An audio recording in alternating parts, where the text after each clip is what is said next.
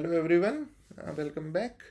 અને આજે આપણે એક એવો ક્વેશ્ચનને ફેસ કરવા જઈ રહ્યા છીએ regarding the GPSC sources. Class 1-2ની પ્રિપરેશન દરમિયાન ઘણા લોકોને કન્ફ્યુઝન આવે છે કે અમુક સોર્સ પકડી રાખવા કે છોડી દેવા. First thing. સેકન્ડ થિંગ કે છોડી દેવા તો ક્યારે છોડી દેવા. અને third thing about subject specific, particularly polity and economy. તો હું ત્રણેય વસ્તુ પર મારા ઓપિનિયન આપીશ. રાઈટ.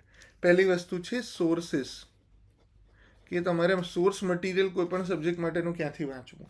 સૌથી પહેલો અને ઇઝીએસ્ટ રસ્તો ચેક કરો કે તમને જે સોર્સ પબ્લિક રેકમેન્ડ કરે છે એને ઓપનલી લેવાની જરૂર નથી. See, you will find 100 toppers recommending X people, Y people, Z people. It is not necessary that you follow each and every one of them. તમે જાતે ચેક કરો. What is the best check way? કશું નહીં કરવાનું.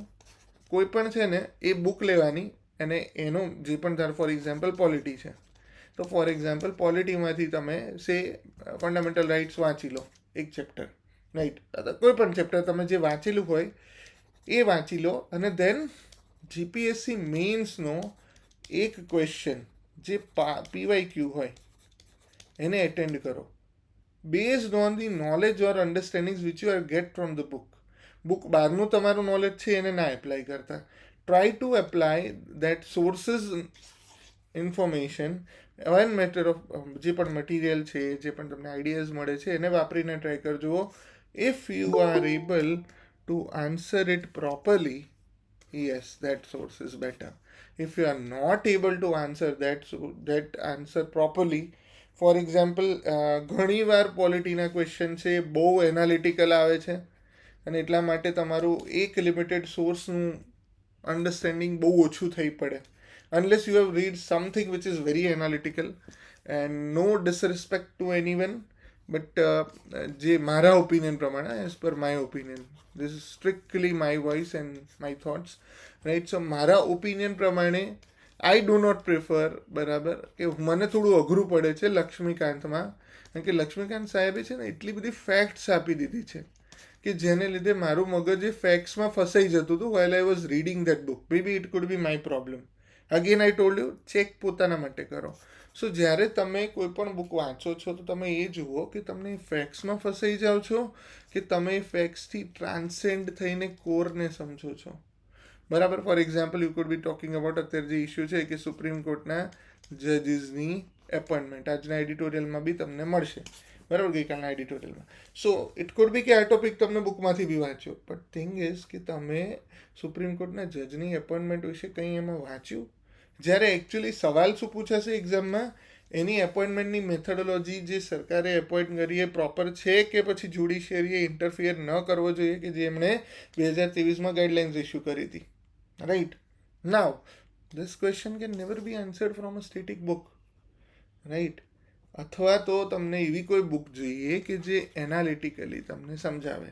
સો I have found one book which I have recommended in my source list as well, our constitution by Subhash Kashyap સાહેબ. પોતે જે constitution commission હતું, બરાબર, જે કોન્સ્ટિટ્યુશનને રિફોર્મ કરવા માટે 2000ની સાલમાં બનાવવામાં આવ્યું હતું, એના એક મેમ્બર છે. And sir is a very high, very એસ્ટીમ્ડ person, Subhash Kashyap સાહેબ. અને એમને તમે બુક વાંચશો, હાર્ડલી 400-450 પેજની નોવેલ જેવી બુક છે. That will do the thing. ઠીક છે. સો ફર્સ્ટ થિંગ કે ભાઈ કયો સોર્સ વંચાય, so I have answered that. Second thing is, should we change? આ એક વસ્તુ બહુ આવે છે. Should we change? For example, ઘણા લોકોને એવું છે કે મેં અત્યાર સુધી એક્સ બુક 5 વાર વાંચી છે. બરાબર. જો હું વાંચું આ તો આનું આ જ રહે અને મને રિવિઝન જલ્દી થઈ જાય, હું હેબિટ છે, મને ફાવે છે. રાઈટ. તો શું મને ખબર પડે? અગેન, ખબર પડવાની મેથડ કઈ? ચેક કરો. સોર્સ વાંચો, આન્સર એટેન્ડ કરો. એ આન્સરને એટેન્ડ કરવામાં સોર્સ કેટલો હેલ્પફુલ થયો એ ચેક કરો. જો તમને એવું લાગે ને કે નથી થયું તો please, I am saying immediately, જેટલું તમે લેટ કરશો એટલી સિચ્યુએશન ખાલી અને ખાલી ખરાબ થશે. So if you want to help yourself, help right away. Don't think much. Right. Reason એ છે કે તમે એવું વિચારશો હવે અત્યારે પ્રિલિમ થઈ ગઈ ને હવે મેઇન્સ આવવાના 4-5 મહિના જ બાકી છે, 4-5 મહિનામાં સોર્સ કઈ રીતે ડિવાઇસ થાય ને પછી પાછું હું અડધું આ બાજુ ના રહ્યો ને પેલા બાજુ ના રહ્યો. નો, જો અત્યારે તમે ચેન્જ નથી કરતા ને તો ટ્રસ્ટ મી તમે ક્યારેય ચેન્જ નથી કરવાના. અને તમારું સેમ સોર્સથી અત્યાર સુધી સેમ રિઝલ્ટ જ આવ્યું છે. અને હું તમને કેમ બ્લાઇન્ડલી કરવાનું કહું છું? I am not saying, I am saying કે મારા રેકમેન્ડેડ સોર્સ પણ એક સોર્સ જ છે. યુ શુડ ઓલ્સો ચેક કે નહીં તમને આ લોજિકલી સેટ થાય છે, તમારા મગજ જોડે અલાઇન થાય છે.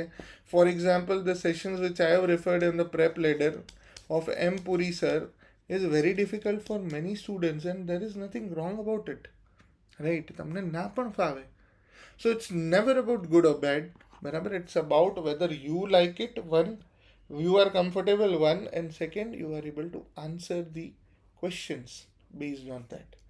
રાઈટ. અને બીજું પણ એક કોન્ટ્રોવર્શિયલ સબ્જેક્ટ છે જેના પર બી મેં મારો ઓપિનિયન આપેલો છે આગળ, વિચ ઇઝ ઇકોનોમી. ઇકોનોમીમાં મોસ્ટ પ્રિફર્ડ સોર્સ આઈધર બુકમાં રમેશ સિંહ સાહેબની બુક છે અથવા તો મૃણાલ કશ્યપ સરનું છે. I have very high regard for them, but for me personally that has never worked. બરાબર, તો I have gone and found the Vivek Singh sir and their sessions and his book, his sessions are fantastic.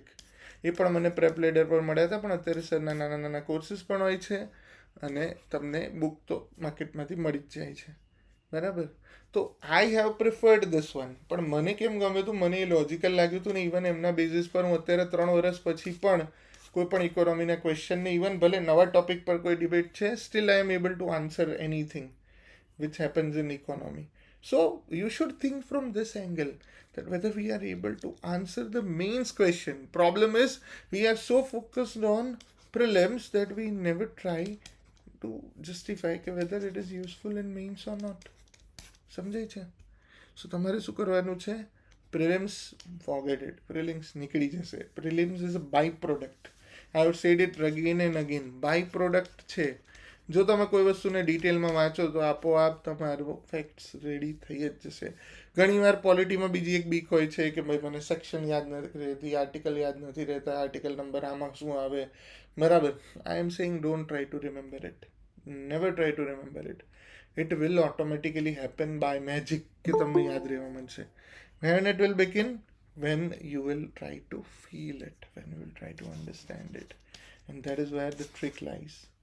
I hope you have understood the very two basic aspects. બરાબર, કે ભાઈ કોઈ પણ source કેવો લેવો જોઈએ, ક્યાંથી લેવો જોઈએ, અને સોર્સને એપ્લાય કરતાં પહેલાં પોતાનું કરવું જોઈએ. ઘણીવાર એવું લાગશે કે ભાઈ અમે તો અત્યારે મિડલ ઓફ જર્ની પણ આવી ગયા, but I am saying stop, check whether you are on right track or not and then go ahead. ઠીક છે, ઓલું 3 સિગ્નલ આવે ને તો ભાઈ અત્યારે લાલ સિગ્નલ છે, ઊભા રહી જાઓ. જો બરાબર આવે ને ગ્રીન થાય તો જ આગળ વધજો. બરાબર, otherwise change the source. And this is my message for the morning. Hopefully you have liked the session and enjoyed it. Bye bye. Take care.